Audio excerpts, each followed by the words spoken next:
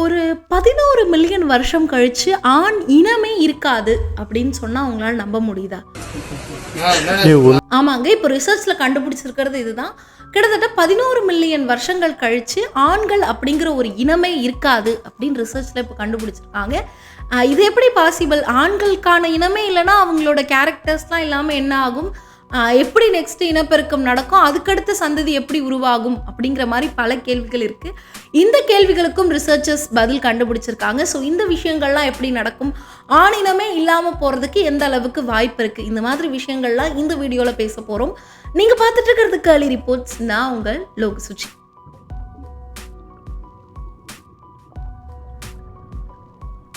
So முதல்ல இந்த ஆண்கள் இனமே இல்லாமல் போக போகுது அப்படிங்கிறத நம்ம தெரிஞ்சுக்கிறதுக்கு முன்னாடி இந்த ஆணினம் பெண்ணினம் அப்படிங்கிறத நம்ம எப்படி டிட்டர்மைன் பண்ணுறோம், அதாவது சயின்ஸ் மூலமாக இது எப்படி நிர்ணயிக்கப்படுது அப்படின்னு கேட்டிங்கன்னா, இது நிறைய பேருக்கு தெரிஞ்சிருக்க வாய்ப்பு இருக்குது. ஒருவேளை உங்களுக்கு தெரியலன்னா நான் இதை சொல்கிறேன். XY குரோமோசோம், XX குரோமோசோம் அப்படின்னு 2 குரோமோசோம் பேர் இருக்குது. அண்ட் இந்த குரோமோசோம் பேர் தான் அந்த மனிதன் வந்து ஆணா இருக்கானா இல்லை பெண்ணா இருக்கானா அப்படிங்கிறத தீர்மானிக்கும். அது ஒருவேளை XS குரோமோசோமாக இருக்குது அப்படின்னா அது பெண்ணாகவும், XY குரோமோசோமாக இருக்குது அப்படின்னா அது ஆணாவும் இருக்கும் அப்படின்னு சொல்கிறாங்க. ஸோ இப்போது ரிசர்ச்சர்ஸ் கண்டுபிடிச்சிருக்கிறது என்ன அப்படின்னா, Y குரோமோசோம், அதாவது அந்த ஆண்களில் இருக்கிற XY குரோமோசோமில் இருக்கிற Y குரோமோசோம் 11 மில்லியன் ஆண்டுகளுக்கு பிறகு, அதாவது 11,000 ஆண்டுகளுக்கு பிறகு முற்றிலுமா அழிஞ்சிடும் அப்படின்னு சொல்கிறாங்க. Y அப்படிங்கிற இந்த குரோமோசோம். எப்படி Y குரோமோசோம் இல்லாமல் போகும் அப்படின்னு ஒரு கேள்வியை கேட்டிங்கன்னா, திடீர்னு இது அழியுமா அப்படின்னு ஒரு கேள்வியை கேட்டிங்கன்னா, கடந்த 300 மில்லியன் ஆண்டுகளில் 1393 மரபணுக்களை இந்த Y குரோமோசோம் கொஞ்சம் கொஞ்சமாக எழுந்துட்டு வந்திருக்கான். அதாவது 1438 1393 மரபணுக்களை இழந்துருச்சான். ஸோ மீதி இருக்கிறது 43 மரபணுக்கள் தான். இந்த மரபணுக்களும் அடுத்தடுத்து வர 11 மில்லியன் ஆண்டுகளில் கொஞ்சம் கொஞ்சமாக மறைஞ்சு போயிடும். அப்போது அந்த Y குரோமோசோமே அழிஞ்சிடும் அப்படின்னு சொல்கிறாங்க. ஸோ இது வந்து ரொம்பவே ஷாக்கிங்கான ஒரு விஷயமா இருக்குது. 300 மில்லியன் ஆண்டுகளில் இப்படி கொஞ்சம் கொஞ்சமாக குறைஞ்சது, அடுத்த 11 மில்லியன் ஆண்டுகளில் ஒரேடியாக குறைஞ்சிரும். ஒரேடியாக அந்த குரோமோசோமே இருக்காது அப்படின்னு சொல்கிறாங்க. அந்த மரபணுக்கள் ஒட்டுமொத்தமாக குறைஞ்சிருச்சுன்னா Y குரோமோசோம் அப்படின்னு ஒரு குரோமோசோம் இருக்காது. XX குரோமோசோம், XY குரோமோசோம் தான் டிட்டர்மைன் குரோமோசோம்ஸாக இருக்குது. அப்போ Yன்ற அந்த ஒரு குரோமோசோமும் இல்லை அப்படின்னா ஆண்கள் இனமே இருக்காது அப்படிங்கிறது தான் ரிசர்ச்சர்ஸ் கண்டுபிடிச்ச விஷயம். ஸோ இதை கேட்டு பல பேர் ஷாக் ஆக வேண்டாம் அப்படின்னு நான் சொல்கிறேன். ஏன்னா இப்படி ஒன்று என்னமா இப்படி சொல்கிறியே அப்படின்னு நீங்கள் உடனே ஷாக் ஆகாதீங்க. இதுக்கு அடுத்த ரிசர்ச்சர்ஸ் கண்டுபிடிச்சிருக்கிறது தான் ரொம்ப முக்கியமான விஷயம். அதாவது இதே மாதிரி விலங்குகள் ரிசர்ச்னு எடுத்த வரைக்குமே முதல்ல விலங்குகளுக்கு தான் எல்லா ரிசர்ச்சும் பண்ணுவாங்க. இதே மாதிரி இந்த XX குரோமோசோம், XY குரோமோசோம்லாம் கொண்ட எலிகளுக்கு இந்த சோதனைகள் எல்லாமே அடுத்தடுத்து நடந்துட்டுருக்கு. அதாவது அதுங்களை ரிசர்ச் பண்ணிகிட்டு இருக்காங்க, இந்த Y குரோமோசோம் இல்லைனா என்ன ஆகும் அப்படிங்கிற மாதிரி. ஸோ அந்த வகையில் பார்த்தீங்கன்னா ஸ்பைன் எலி அப்படிங்கிற ஒரு எலி வகை, இது ஜப்பானிய நாட்டை சேர்ந்த ஒரு எலி வகை. இந்த எலிகளில் ஆண் இனமே இல்லை, அதாவது அந்த Y குரோமோசோம் அப்படிங்கிறதே அந்த எலி இனத்தில் இல்லை. ஸோ இருந்தாலும் அந்த எலிகள் ஆண்களுக்கான மரபணுக்களை கொண்டிருக்கு அப்படின்னு சொல்கிறாங்க. ஸோ இது எப்படி அப்படின்னு கேட்டிங்கன்னா, அந்த குரோமோசோம் அதில் கிடையாது, அது ப்ரெசண்ட் ஆகி இருக்காது. ஆனால் அந்த மரபணு மாற்றம் ஏற்பட்டு ஆண்களுக்கான மரபணுக்கள் மட்டும் அந்த எலிகளில் இருக்கும். அதாவது அது ஆண் எலியாக இருந்தால் மட்டும்தான் அந்த மரபணு மாற்றம் ஏற்பட்டு அந்த குறிப்பிட்ட மரபணு இருக்கும். பெண் எலிகளுக்கு அது இருக்காது அப்படின்னு சொல்கிறாங்க.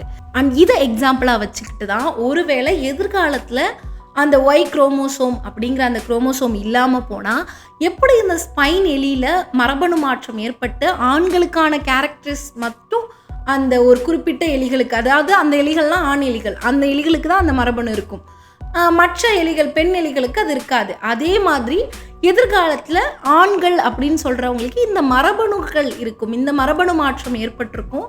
அதன் மூலமாக அதை நம்ம இவங்கெல்லாம் ஆண்கள் அப்படின்னு கண்டுபிடிச்சிக்கலான்னு இப்போ ரிசர்ச்சர்ஸ் சொல்லியிருக்காங்க. ஸோ இதை வந்துட்டு proceeding national academy of science அப்படிங்கிற அந்த ரிசர்ச் பேப்பரில் ரிலீஸ் பண்ணியிருக்காங்க. அண்ட் இப்படி ஒரு விஷயம் வெளிவந்த பிறகு ஆண் இனம் இருக்காது அப்படிங்கிற பயம் வேண்டாம். அதாவது அந்த குரோமோசோம் அழிஞ்சிரும், Y குரோமோசோம் அப்படிங்கிற ஆண்களுக்கான குரோமோசோம் அழிஞ்சிரும். ஆனால் மரபணு மாற்றம் ஏற்பட்டு ஆண்கள் அப்படிங்கிறவங்க 11,000 மில்லியன் ஆண்டுகளுக்கு பிறகு கண்டிப்பாக உயிரோடு தான் இருப்பாங்க. ஆனால் இப்போது எதிர்பார்க்காத ஒரு விஷயம் என்ன அப்படின்னா, பல பாலினங்கள் தோன்றும் அப்படிங்கிறது தான். ஸோ இப்போ வந்து நம்ம LGBTQ அப்படின்னு கம்யூனிட்டி வைஸ் பல விஷயங்கள் சொல்கிறோம். இருந்தாலுமே இது வந்து சயின்ஸ் படி பார்த்தீங்க அப்படின்னா அவங்களுக்குள்ளே ப்ரெசென்ட் ஆகிருக்கிறது ஒன்று எக்ஸ்எஸ் குரோமோசோமாக இருக்கும், XY குரோமோசோமாக இருக்கும். பட் அவங்க வந்து மென்டலி சேஞ்ச் ஆகிருக்கலாம், சில பேருக்கு கொஞ்சம் ஃபிசிக்கலாக சயின்டிஃபிக்கல் சேஞ்சஸும் கூட இருக்கலாம். பட் இது வந்து குரோமோசோம்களில் பெரிய அளவு மாற்றத்தை ஏற்படுத்தாது. பட் Y குரோமோசோம்னு ஒன்று முற்றிலுமாக அழிஞ்சு மரபணு மாற்றத்தின் மூலமாக தான் ஆண்கள்னால் யாருன்னு நிர்ணயிக்கப்படுதுன்னா எதிர்காலத்தில் பல பாலினங்கள் தோன்றும் அப்படிங்கிறது தான் இப்போ சயின்டிஸ்ட் சொல்கிற இன்னொரு விஷயம். அதாவது அவங்க ஆணோ பெண்ணோ, இப்போ நம்ம நிறைய அந்த பார்க்குறோம், நிறைய கம்யூனிட்டிஸ் பீப்புள் பார்க்குறோம், LGBTக்குள்ளேயே பல ஜெண்டர்ஸ் இருக்கு இல்லையா, இந்த மாதிரி பர்டிகுலர் ஜெண்டர்னு சொல்ல முடியாத பல பாலினங்கள் சயின்டிஃபிக்காகவே தோணும் அப்படின்னு இப்போது ரிசர்ச்சில் சயின்டிஸ்ட் கண்டுபிடிச்சிருக்காங்க. ஸோ இந்த XY குரோமோசோமில் இருக்கிற விஷயங்கள் இதுதான். ஸோ இதை உங்களுக்கு எக்ஸ்பிளைன் பண்ணுறதுக்காக தான் இப்போ இந்த வீடியோவை பண்ணேன். ஸோ ஆணினம் முற்றிலுமா அழிஞ்சிருமா அப்படின்னு கேட்டிங்கன்னா கண்டிப்பாக கிடையாது. ஸோ எப்படி பல மரபணு மாற்றங்கள் ஏற்பட்டு அது மாறிடும் அப்படின்னு சொல்லலாம். அண்ட் இப்போ இதனால் ஏதாவது பிரச்சனையா அப்படின்னு கேட்டிங்கன்னா கிடையாது.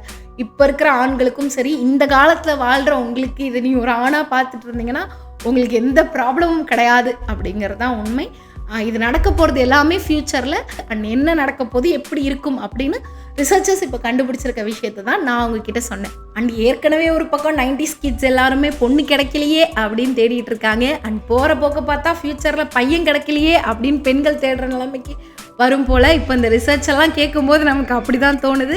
ஸோ XY XX இந்த குரோமோசோமுக்கு நடுவில் என்ன நடக்க போகுது ஃப்யூச்சரில் அப்படிங்கிற அந்த சயின்டிஃபிக் விஷயத்தை உங்ககிட்ட சொல்கிறதுக்காக தான் இந்த வீடியோவை நான் இப்போ பண்ணேன். அண்ட் இதே மாதிரி இன்னும் பல தகவல்களை தெரிஞ்சுக்கணும் அப்படின்னா மறக்காமல் கேர்லி ரிப்போர்ட்ஸை சப்ஸ்கிரைப் பண்ணுங்கள்.